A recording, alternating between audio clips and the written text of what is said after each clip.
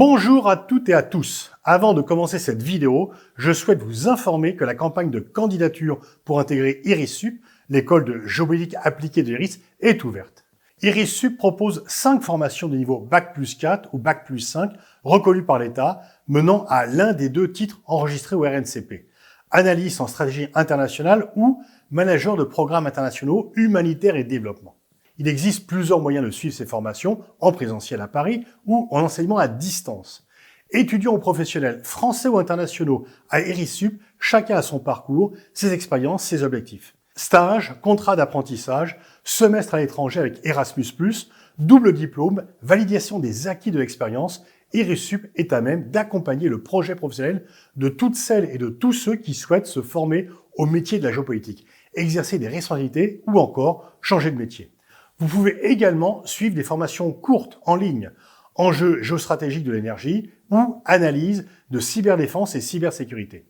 Retrouvez l'ensemble des informations sur irissup.org et dans la brochure et rendez-vous à la prochaine rentrée.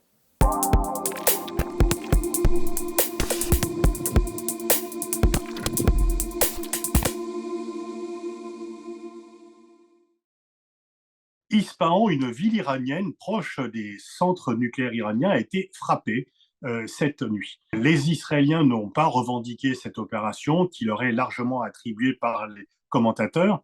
Et donc, comme Israël n'a pas revendiqué l'opération, Israël a le bénéfice de dire qu'il ne s'est pas laissé faire par rapport aux frappes iraniennes de la semaine dernière, qui a obtenu justice, mais sans revendiquer ses frappes. Et donc, ce qui évite aux Iraniens de devoir répliquer, puisque les autorités iraniennes avaient déclaré que si Israël répliquait à ces attaques de la semaine dernière, eh bien là, il déclencherait des hostilités sur une grande échelle. Donc Israël a l'avantage de dire on a répliqué, on ne s'est pas laissé faire, et les Iraniens qui disent qu'il n'y a pas eu d'explosion, que rien ne s'est passé, ne sont pas tenus de répliquer à leur tour. On a peut-être évité l'escalade. Il faudra voir jusqu'où cela va aller. Les États-Unis ont dit qu'il y a eu des frappes et ils les attribuent à Israël et ils ont dit qu'ils n'y ont pas participé.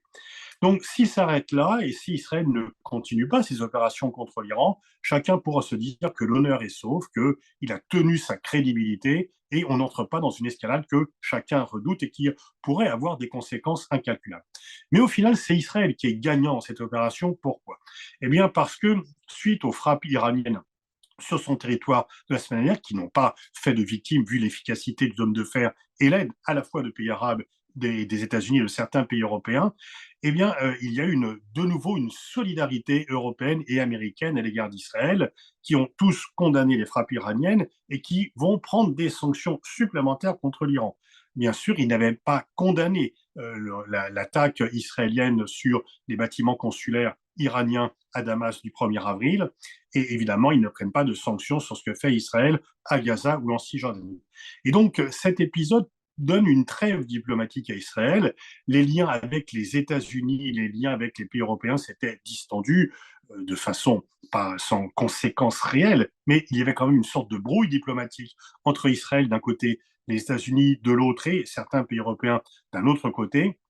Là, en fait, il y a de nouveau une solidarité affichée face à la menace iranienne. L'Iran sert de répulsif commun aux Européens, aux États-Unis, à Israël.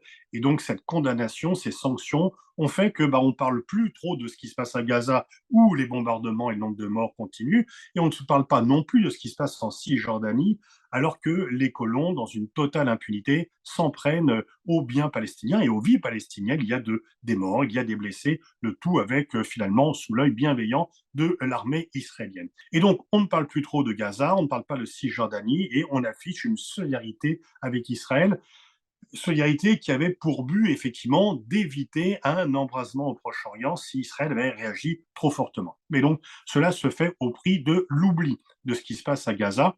Alors, il y a eu un vote aussi aux Nations Unies du Conseil de sécurité pour admettre la Palestine comme 194e membre de l'ONU.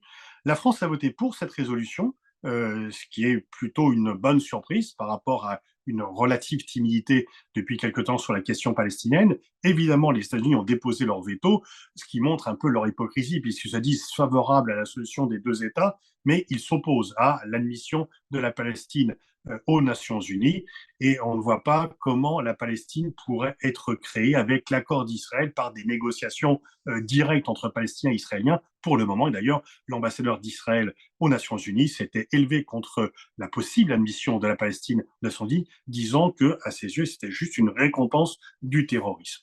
Donc finalement, l'Iran s'est targué d'avoir frappé Israël, mais il s'est encore plus éloigné des pays arabes du Golfe, qui, malgré le rapprochement avec Riyad récent, le voient toujours comme une menace pour eux, et il a permis de recréer des liens solides entre Israël, l'Union européenne et les États-Unis, faisant l'impasse diplomatique sur la question palestinienne.